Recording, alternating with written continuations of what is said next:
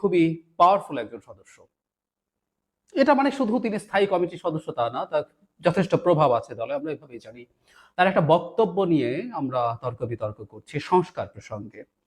মানে বক্তব্যটা একটু পড়ি এবং সেটা নিয়ে আমি আমার থেকে একটু বলতে চাই। যারা মির্জা আব্বাস একটা ইফতার পার্টিতে গিয়ে বলছেন ওদের কলমের কোনো সংস্কার আমরা সহজে মেনে নেব না। সংস্কার যদি করেন আমরা কারেকশন করব। বিএনপি সেই কারেকশন অন্যান্য রাজনৈতিক দলগুলোর সঙ্গে মিলেমিশে ঠিক করে তা জাতির কাছে তুলে ধরবে। ওই সমস্ত তথাকথিত বুদ্ধিজীবী যারা এই দেশের নাগরিক পর্যন্ত নয় তাদের দিয়ে আপনারা সংস্কার করবেন, এটা আমরা মেনে নেব না। তিনি বলছেন আমরা চাই নির্বাচনের জন্য যতটুকু সংস্কার দরকার ততটুকু সংস্কার করে নির্বাচন দিন, নির্বাচনের পরে যেই ক্ষমতায় আসুক তাকে আমরা সালাম দিয়ে মেনে নেব, কোনো অনির্বাচিত সরকারের ব্যক্তির কোনো কথা আমরা মেনে নেব না। নির্বাচনী সংস্কার করতে বলছেন এবং বাকিটা তারা করবেন সেরকম বলছেন। তারপরে উনি বলছেন নির্বাচন নিয়ে অনেকের অনেক মন্তব্য আছে, সেটা নিয়ে যাতে কনফিউশন না হয় সেটার ব্যাপারে সতর্ক থাকতে তিনি বলছেন। খুবই টাফ একটা মন্তব্য এবং এই মন্তব্য মানে আমি এই জায়গাটা আবার একটু পড়ি।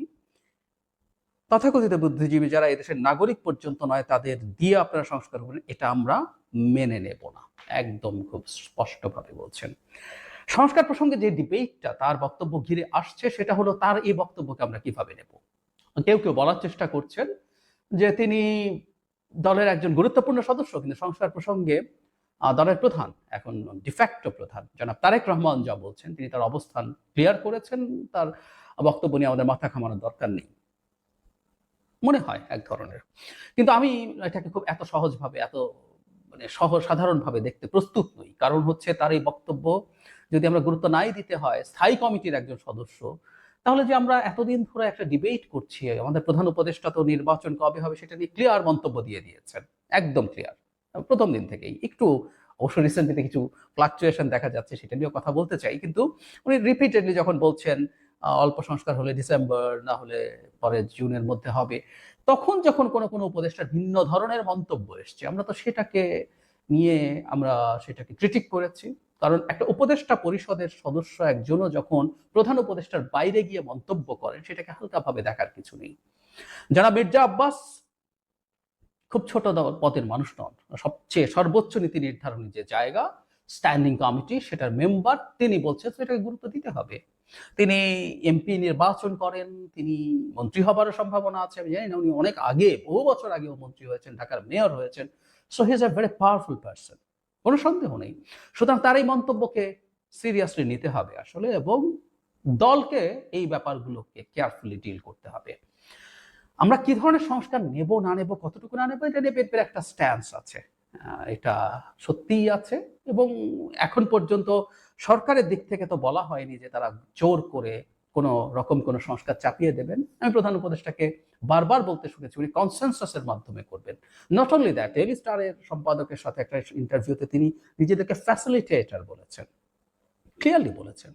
এবং সেটা যদি হয়ে থাকে, আমি জনাব তারেক রহমানের সর্বশেষ যে অবস্থানটা দেখব যে দলের বিএনপির যে যৌথ সভাটা হয়েছিল সেখানে উনি আগেও বলেছিলেন এখানেও বলেছিলেন যে ৩১ দফাই শেষ নয়, এর বাইরেও সংস্কার নিয়ে তারা ভাবতে প্রস্তুত আছেন, সংস্কার প্রয়োজন হলে আরো কিছু যোগ বিয়োগ সংশোধন এগুলো তারা করবেন। এটা তো ফ্যাক্ট। ৫ অগস্টের আগে বিএনপি যেভাবে সংস্কারকে দেখেছে, ৩১ দফা নিশ্চিতভাবে একটা সংস্কারের জায়গা, কিন্তু এটা নিয়ে আমার ব্যক্তিগত টেকও আমি বলেছি বেশ কিছু ক্ষেত্রে এক ধরনের অ্যাম্বিগুইটি আছে, অস্পষ্টতা আছে, তাদেরকে সেটা ভাবতে হবে। এবং ৫ অগস্টের পর মানুষের এক্সপেকটেশনের জায়গাও পাল্টেছে। একটা সরকারকে যখন প্রচুর মূল্য দিয়ে, একটা রেজিমকে রক্ত দিয়ে, মাসুল দিয়ে, এর মধ্যে বিএনপিরও প্রচুর প্রচুর অ্যাক্টিভিস্ট আছে, এটা জুলাই অগস্টে তো বটেই, এর আগেও দীর্ঘ হিস্ট্রি আছে। সো এই জায়গায় দাঁড়িয়ে সংস্কারকে আগের জায়গায় দেখাও ঠিক হবে না। আমি তো দেখছি যে সর্বোচ্চ নেতৃত্ব সেটা দেখছেন। যারা মির্জা আব্বাসের এই ধরনের বক্তব্য দেওয়াটা আসলে সংস্কার নিয়ে কনফিউশন তৈরি করবে। আমরা এটা মানি বা বুঝি, যেটা আমি সবসময় বলেছি, দেশের আপামর জনসাধারণ সংস্কার ব্যাপারটা যে খুব বোঝে নট নেসেসারিলি। যে মানুষের দিন মানে নুন আনতে পান্তা ফুরায়, যে মানুষ এখনো টিসিবি ট্রাকের পেছনে লাইন পাওয়ার জন্য দৌড়ায়, এরকম একটা ভিডিও রিসেন্টলি আমরা দেখেছি, যে ঘন্টার পর ঘন্টা লাইন দেয় ২-৩০০ টাকা কম দামে পণ্য পাবে বলে। তার কাছে সংস্কার হয়তো খুব গুরুত্বপূর্ণ না, কিন্তু একই সাথে এটাও খুব জরুরি ব্যাপার। সংস্কার যদি হয়, যতগুলো সংস্কারের আলাপ আসছে সেগুলোর সবচেয়ে প্রান্তিক মানুষটার জীবনটাকেও সুন্দর করে তুলবে, ভালো করে তুলবে। তো সেই জায়গাটা তাদের বিবেচনায় রাখতে হবে। আর বিএনপি যেহেতু একটা রাজনৈতিক দল, তাকে একটা কথা বুঝতে হবে, আরবান এডুকেটেড মিডল ক্লাস, শিক্ষিত শহুরে যে মধ্যবিত্ত শ্রেণী আছে, তাদের একটা বড় অংশের কাছে এই সংস্কারের আলাপটা গ্রাউন্ড পেয়েছে, ট্র্যাকশন পেয়েছে। সুতরাং তাদের ব্যাপারেও তাদের ভাবতে হবে, কারণ দিনের শেষে সমাজে এজেন্ডা সেটিং এবং অপিনিয়ন মেকিং মূলত এই মানুষগুলোর হাত দিয়ে হয়। সুতরাং বিএনপির কোনো সিগনিফিক্যান্ট নেতা যখন সংস্কার সম্পর্কে এই ধরনের বিদ্রুপ বা খুব বেশি স্ট্রং অ্যাটিটিউড দেখান, সেটা দল হিসাবে বিএনপির অবস্থানে সমস্যা তৈরি করবে আমি মনে করি। সুতরাং এটা বলে পার পাওয়া যাবে না, এবং আমার মনে হয় বিএনপির জায়গা থেকে তাদের কেন্দ্রীয়ভাবে একটা সিদ্ধান্ত, কোন কোন ইস্যুতে তারা কি ধরনের বক্তব্য দেবেন, বিএনপির একটা স্পেসিফিক লাইন আছে, সেটা মতো করেই সেটা হওয়া দরকার। আমি পুরো পড়িনি এর মধ্যে জনাব মির্জা আব্বাস মানে করলেও কি হবে, এটার বিরুদ্ধেও খুব টাফ কিছু কথা বলেছেন। যদি আমরা নিশ্চয়ই এটা জানি, সংবিধান সংশোধন জাতীয় জিনিসগুলো করতে হলে, সেটা মূল সংবিধান হোক বা অন্যান্য কমিশনও যে সংবিধান আর যে অংশগুলো সংশোধন করতে বলছে, সেটার জন্য পার্লামেন্ট লাগবে। কিন্তু আইনের পরিবর্তনের মাধ্যমে যে সংস্কার সম্ভব, সেটা চাইলে অধ্যাদেশ বা অর্ডিন্যান্সের মাধ্যমেই করা যায়। সুতরাং অন্তত এই সরকার থাকাকালীন সেটা হতে পারে, কিন্তু এই সরকার এমন কিছু করবে তা তো বলেনি।